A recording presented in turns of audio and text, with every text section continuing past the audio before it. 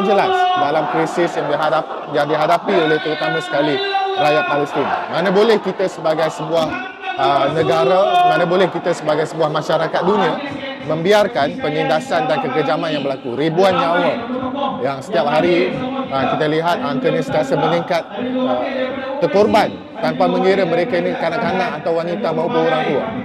Bagaimana boleh kita membiarkan sebuah negara yang kita nyatakan sebagai dunia tanpa sepadan ini, tapi ada satu titik di tengah-tengah Timur Tengah itu masih lagi berlaku pergolakan segini yang tidak nampak jalan keluarnya.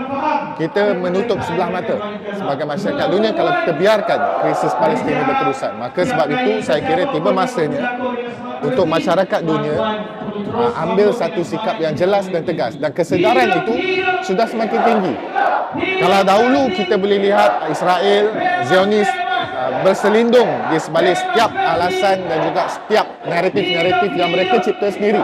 Tapi hari ini kita nampak kesedaran dan juga kesetikawanan yang tinggi, bukan hanya daripada masyarakat Islam, tapi juga daripada masyarakat dunia, termasuk di negara Eropah dan juga negara-negara Barat. Dan inilah perkara yang saya kira seharusnya diteruskan momentum tersebut, dan satu hari nanti kita dapat lihat pembebasan rakyat Palestin. Baik, Datuk, YB ya. Pada saat dan ketika ini, Yang Amat Berhormat PMX sudah pun kembali ke tanah air untuk dalam rangka beliau mengusahakan agar satu gencatan senjata diadakan bagi mengekang kemarahan tentera Zionis Israel ini yang sudah pun dikabarkan menghampiri sempadan di antara Israel dan juga Gaza. Silakan. Saya pada itu kita juga terutama sekali yang kita risaukan adalah pergerakan darat dan kita nampak usaha-usaha ini haruslah disambut, termasuk bukan hanya oleh Perdana Menteri kita tapi juga ramai pemimpin dunia Islam yang sudah tampil daripada Turki, Indonesia dan sebagainya, tampil untuk menyatakan bahawa kita perlu hentikan krisis ini.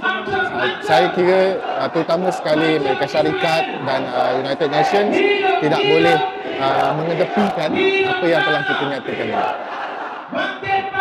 YB, macam mana pula seruan YB kepada anak-anak muda Malaysia ini tentang isu Palestin? Saya kira sebagai rakyat Malaysia saya bersyukur kerana kesedaran terutama sekali golongan anak muda dalam negara ini, tak kira sama ada Islam maupun bukan Islam, begitu tinggi bila berkait dengan nasib dan juga perjuangan rakyat Palestin.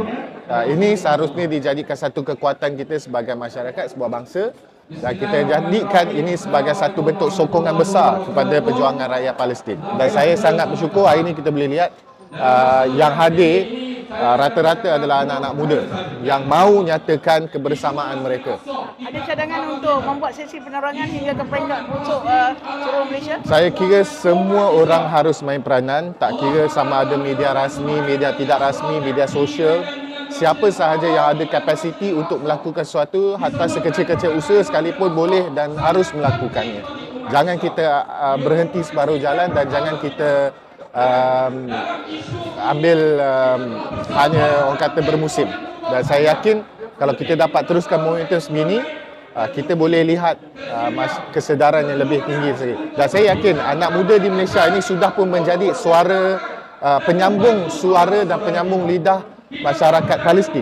Dan kita nampak di mana-mana ruang media sosial sekalipun, tak kira terutama sekali di media barat, kita boleh lihat bagaimana usaha yang dilakukan oleh anak-anak muda pengguna media sosial di Malaysia ini untuk menyatakan kebersamaan mereka, untuk menegakkan suara rakyat Palestin yang tertindas, untuk memberi menyatakan satu sikap sebagai orang yang bersetikawan dengan rakyat Palestin dalam ruang-ruang ini. Dan kita tahu rakyat Malaysia antara yang paling ke hadapan dalam segi penggunaan media sosial untuk menyatakan isu Palestin ini, dan saya bersyukur. Saya ucap terima kasih dan saya harap ianya diteruskan dengan momentum yang ada sekarang. Terima kasih. Free Baik, Palestine. Free Palestine. Okey, terima kasih. Terima kasih YB.